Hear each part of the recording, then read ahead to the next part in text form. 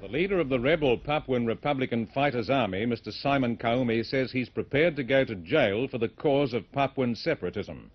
An exclusive film report on his army in this bulletin. Good morning, James Dibble in Sydney. Welcome to the ABC News in colour. In the news this morning, a big smash in London's underground train system. Cambodian rebel forces step up rocket attacks on Phnom Penh's airport. France to maintain a total news blackout on its underground nuclear tests in the South Pacific. And President Ford extends the amnesty for Vietnam War draft dodgers. Here are the weather forecasts for the rest of the day. For New South Wales, showers about the coast and adjacent ranges easing in the south.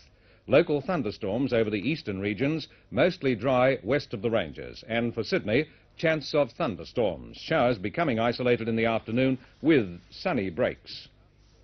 The Army task force, which has been cleaning up the damage caused by Cyclone Tracy in Darwin, will be relieved next week. The task force has been conducting clean-up operations 7 days a week since taking over from the Navy on January the 20th. The relief force will still find plenty of work in Darwin's devastated suburbs. Thousands of damaged houses have yet to be cleared. To find out how Darwin is recovering from Cyclone Tracy, we sent Jim Revitt there this week. Here's his report. Weeks since Cyclone Tracy struck Darwin, and since then the city has made a remarkable recovery. The population has reached 23,000, 3,000 more than the authorities expected at this time, and has resulted in tighter controls being put on the issuing of entry permits. In the business centre, the business as usual signs are going up fast. Before the cyclone, about 1,200 people own their own businesses in Darwin, and about 900 have indicated they want to open up again. However, a shortage of labour and materials is hindering commercial rehabilitation. The government has set up a business relief loan fund to industry and small enterprises with maximum loans of $25,000. And there's an air of optimism among businessmen, according to a member of the Territory's Legislative Assembly, Mr. Nick Dondas. How is the business community taking it all? Very despondent first couple of days after the cyclone, but now they're all very eager to open their shops. They're borrowing kind of material, getting stock from different parts to equip their shops, and they're all very, very eager to get back into business once again. And they're all doing very well, those that are back in business. The reconstruction of damaged homes is being given top priority, but many people have turned to alternative temporary accommodation. Caravans are selling well, and the Australian government is planning to send more than 1,000 of them to Darwin to help alleviate the critical accommodation situation. The government is determined the new homes built in Darwin will be better able to cope with cyclones. To this end, the Department of Housing in Darwin has designed houses which it believes would withstand abnormally high winds.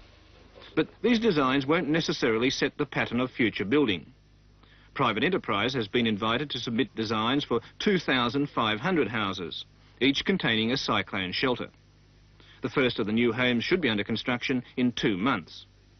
At an estimated $32,000 a house, the cost of this project will be more than $80 million. However, it will be a long time before there's a new house on this block, one of the 2,000 cleaned up by the Army task force in the past few weeks. The owner paid $35,000 for the house last year, and it wasn't insured when Tracy struck. The federal government chartered the liner Patrice at $15,000 a day to provide air-conditioned accommodation for more than 1,000 people. The Army put a Bailey bridge across the gap torn in the ore-loading wharf, and the Patrice sailed in. But it arrived without enough catering staff, and fewer than 300 Darwin people have taken up berths.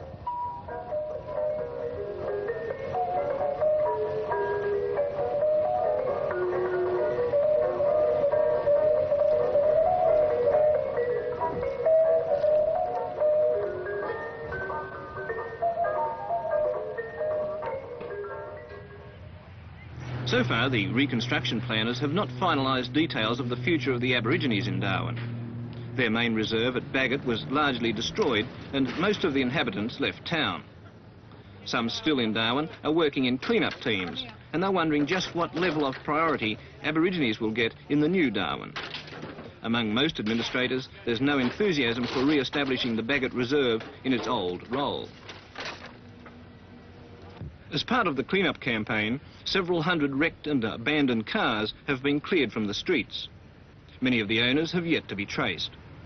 It's estimated that as many as 10,000 vehicles were damaged in the cyclone, and insurance assessors are coping by publishing daily appointment times for each vehicle owner with a claim.